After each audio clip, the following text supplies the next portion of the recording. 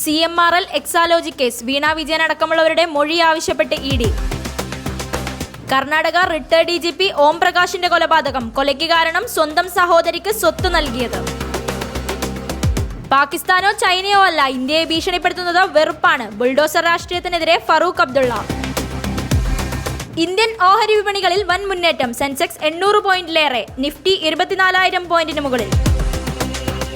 Supreme കോടതിക്കെതിരെ കടന്നാക്രമണം. ഉപരാഷ്ട്രപതിക്കെതിരെ കോടതിയലക്ഷ്യ കേസെടുക്കണമെന്നാവശ്യപ്പെട്ട് അഭിഭാഷകൻ. കേരളം തകരട്ടെ എന്ന മനോഭാവമായിരുന്നു കേന്ദ്ര സർക്കാരിന്റേതെന്ന് മുഖ്യമന്ത്രി പിണറായി വിജയൻ. വ്യാപാര യുദ്ധം രൂക്ഷമാകവേ സഹവർത്തിത്വം തിരഞ്ഞെടുക്കാൻ US-നോട് ചൈനീസ് അംബാസഡർ. 4 ദിവസത്തെ സന്ദർശനത്തിനായി US vice president JD Vance ഇന്ത്യയിൽ.